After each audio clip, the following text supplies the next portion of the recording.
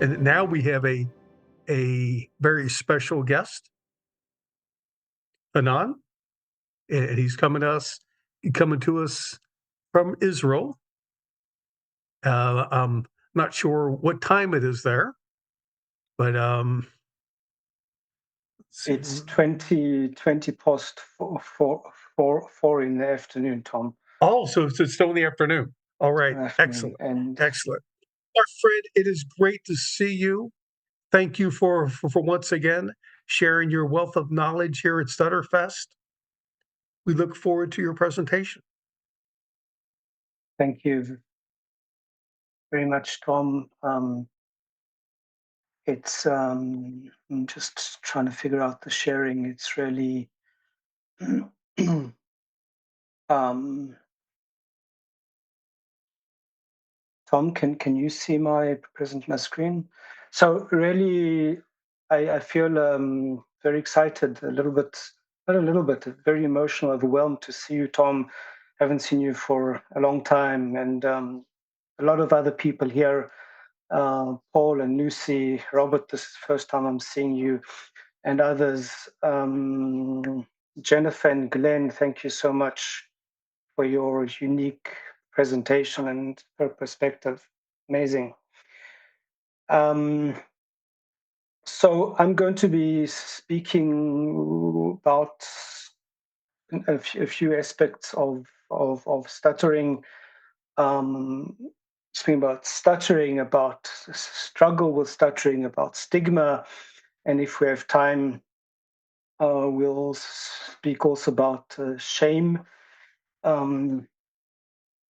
There is, I think, a Q&A session scheduled after the talk in another room. So I'll just go ahead. For some people who might not know me anyway, I'm 62 years old, almost. I'm a person who stutters. I'm an electronics engineer by training. I'm working as an independent consultant for the last 6 years, and I've been researching stuttering for the last approximately 15 years. And I will try to share today some of what I've learned, and hopefully we'll have time either here on other platforms to discuss. So I really feel deeply, or believe deeply, for me, that this statement, the problem is not the problem is our attitude towards the problem, applies so much to stuttering. The problem in stuttering, again, this is just my opinion or my worldview. So when I say the problem is not, please always take it as, okay, this is Hanan expressing his worldview, not an absolute fact. So the problem, if there is even a problem, is not the stuttering, but it's the stigma. It's from the stigma that this struggle with stuttering forms, and both from the stigma, both from struggle, there's formation of shame, of anxiety, of fear, and these emotions serve to further drive the struggle with stuttering. And so we have quite a snowball effect until we're able to understand things and perhaps stop that snowball from getting bigger. So stigma and struggle are the problem, the true source of the suffering that can be associated with the experience of stuttering. I don't believe that the stuttering is the problem, but it's all the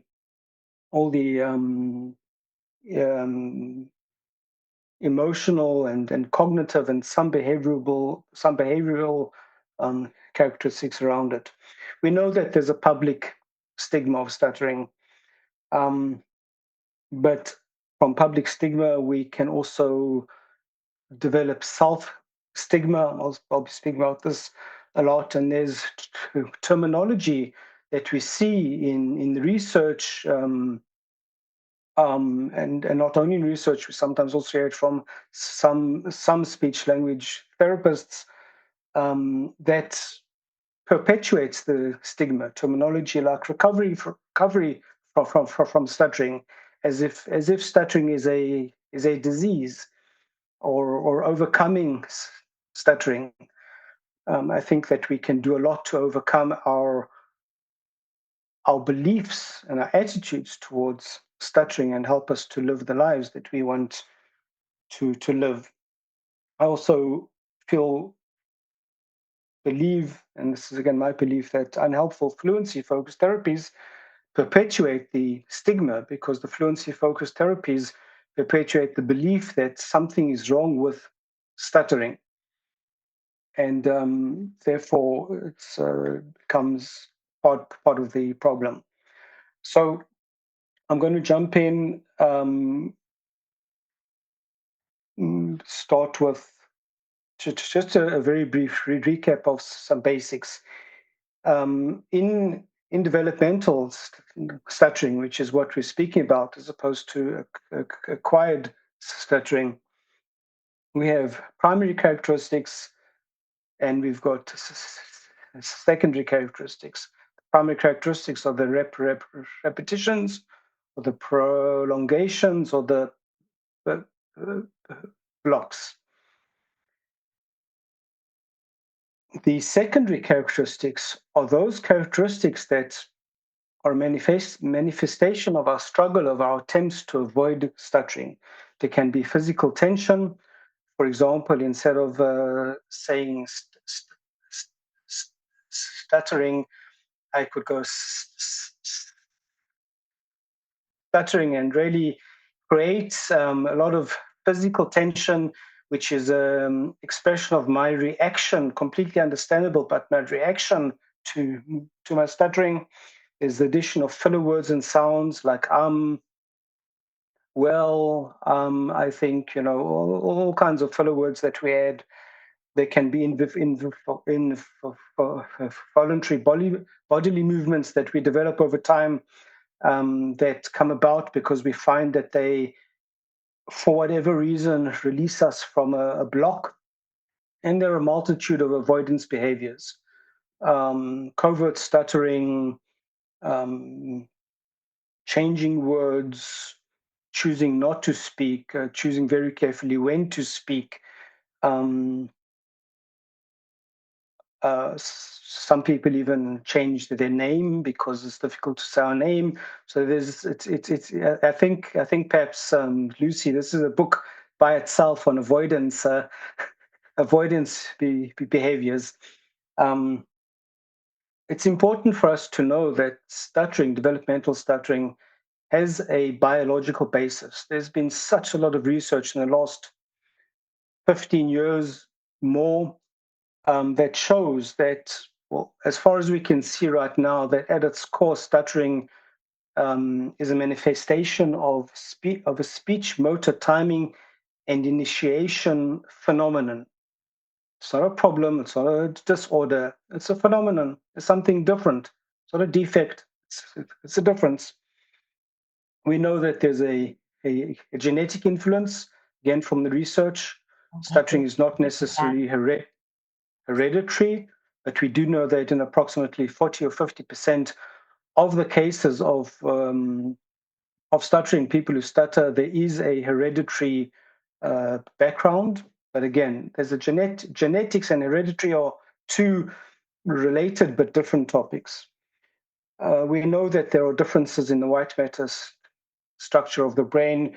We know that there's influence of dopamine, the dopamine hypothesis of stuttering. We know that there are functional differences in the brains of people who stutter.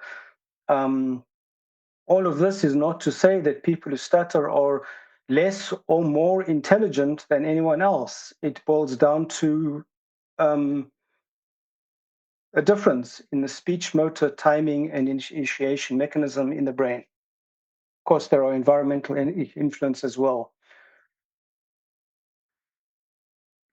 I feel that it's so important to differentiate between stuttering and struggle.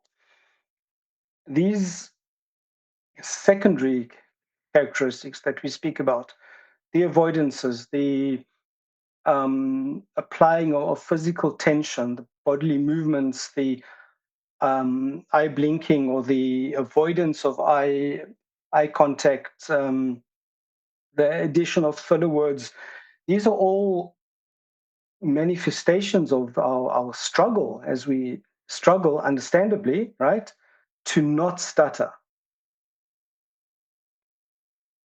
Or to hide our stuttering. And what these secondary characteristics do, what this struggle does, is it makes our stuttering more pronounced. Or some in the field of therapy would say this is a more severe stutter. But I don't have data. I want to one day see if I can get data. But I've put this statement I've run the statement by a number of people, researchers as well, and I feel fairly confident in saying that in most, if not all cases of so-called severe stuttering, the severity comes from the struggle with the stuttering and not from the stuttering itself. The stuttering is the repetitions, the prolongations, the blocks. But there's all these other things that we do as we're trying not to stutter. And again, this is not a judgment. What is the problem? There's stigma, and the stigma is intense. So of course we're going to try to hide our stuttering. It's a survival mechanism almost, but it impacts our life in a very severe way. Impacts as in it limits our life. So why it's so important, I feel, to differentiate between the stuttering and the struggle is that if we're going to address a problem, it's really important that we know what the problem is. So is the problem the stuttering, or is the problem the struggle with the stuttering? Is the problem that my fear of stuttering, my shame of stuttering, but not the stuttering itself? Maybe my stuttering is barely noticeable. Vera had a rather good stutter at long last, so that was cool. So is it because of my shame of my stuttering? Am I avoiding social contact because of my stuttering? And we really should be looking at what the problem is. And as a person who went through speech therapy all of my childhood, all of my youth until the age of 21, and then somewhere in my 30s or 40s, I don't remember, went through a 3-week intensive fluency shaping course, and all of that just made me more and more ashamed, more and more suicidal, reinforced my social anxiety. It's really important that we understand what the problem is. Stigma. Tom, I have a few more minutes, I think. Is that right? Yes, you do. You have 8 minutes. Thank you, man. So stigma, and again, this is a huge topic, and I'll try to talk about it. Hi, Riani. I try to talk about very briefly. There is public stigma, right? There's the message that we hear, that we get from society, that stuttering is bad. If it's a politician mocking a person who stutters, and I think that this is a universal phenomenon, certainly occurs in my country, or if it's a potential employer telling us, no, we can't hire you because you stutter, happened to me as well. So there's public stigma, can be thought of as a manifestation of societal negative reactions to those who are perceived as different from a so-called norm. And it's by those who, for some reason, think that they have the right to define what is normal and what is acceptable in terms of human diversity. I've tried to learn a lot about human diversity. I've still got a lot to learn. Robert O'Brien's book was one of those that helped me learn more. So thank you for that, Robert. There's within public stigma in general. Of course, there's the stigma of stuttering. So we know that stuttering is a stigmatized characteristics, and all of you here who stutter know that we must cope every day with the negative judgments of others as we sometimes struggle or stutter to make ourselves understood. We tend, not everybody, of course, but we tend to adopt the public stigma and create self-stigma. So instead of public saying there's something wrong with you, I then say there's something wrong with me. The public says you have a defect, and I say I am defective. And when that happens, I'm in a lot more trouble with my life than I would be just from the stuttering, because now I've got self-limiting beliefs and self-limiting behaviors which accompany that. From the stigma, and it's not a linear transition, but from stigma we develop shame. Someone says stuttering is bad, and I can't stop stuttering and think I am bad, and then I feel shame, and then I can't speak about it, right? Because when we feel shame, we can't speak about what we feel ashamed about. And I was wondering if Jennifer could relate to feelings of shame, as she had described having friends but never speaking about stuttering. I was just wondering if there was an experience, a feeling of shame in there. So there's the shame, which can be thought of as intense belief of being defective in some way that we believe is unacceptable to society and to ourselves. And this perceived defect is something that we believe is irreparable, either by its nature or due to the obstacles to repairing it that we believe that we cannot overcome. So we feel hopeless and helpless. And then there's frustration, and then there's rage, and more shame, and more fear. And there's a whole cycle of suffering that results, in our opinion, not from the stuttering, but from the stigma. If there wasn't a stigma of stuttering, a kid who stutters, a person who stutters would stutter, and the parents said, "Oh, okay, you're stuttering. It's okay. Take your time. We're here, whatever." Right? Sure, there are bullies. People bully people with differences, even when those differences are no longer stigmatized.